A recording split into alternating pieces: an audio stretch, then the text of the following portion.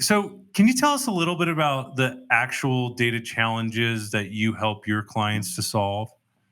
Yeah, so I think, well, the first thing is normalization of suppliers. So I find that there are normally multiple versions of the same suppliers within a data set. So you've got IBM, I.B.M, IBM Inc., IBM Limited, and there's just so many different versions. They don't even know how much they're spending with one supplier. And if it wasn't procurement, say it was, I don't know, manufacturing, and we were talking about parts and who we were buying parts from, you wouldn't know how much you were buying with one supplier. So how can you negotiate better rates and things like that? And then secondly, visibility on spend. So what are you spending your money on? How much in IT? How much in HR? How much in professional services and facilities? They don't know. And so, within a matter of weeks, I can give them that visibility, which can, ultimately bring cost savings, spot any fraudulent activity, any rogue spending, any spending off contract. Normally there's preferred suppliers that you have to buy certain items through, and people just do their own thing. But if you don't have the information and the data, then it's very hard to control. Yeah, I completely agree. And the term normalization brings a special feeling to my heart. And, Yeah.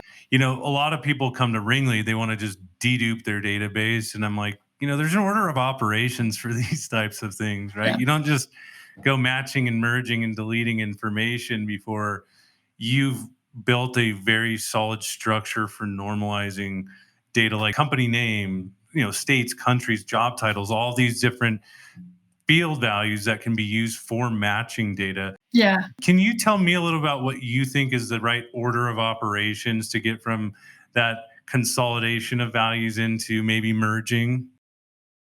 So the way I approach normalization is it's not based on like financial relationships, parent-child, or anything like that. It's around making it as easy as possible to classify. So I will start by removing any suffixes. They tend to be guides for which country the company's from, but there are plenty of companies where it's the same company, it's just in different countries. And then you have to be a little bit more thorough with certain ones. So, the reason I've got my wrist strapped up is I've just finished writing my book, and one of the examples that I give in there is Tinder Corporation.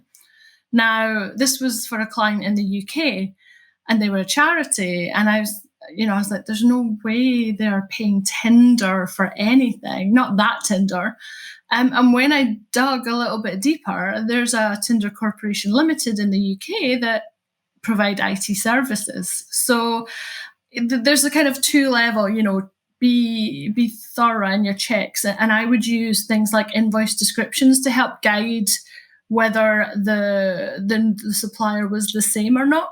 So that, you can have ABC cars and ABC cars, but one's in the UK and one's in the US. The one in the UK is a taxi company, and the one in the US is selling vehicles. So using descriptions and values can help guide that decision.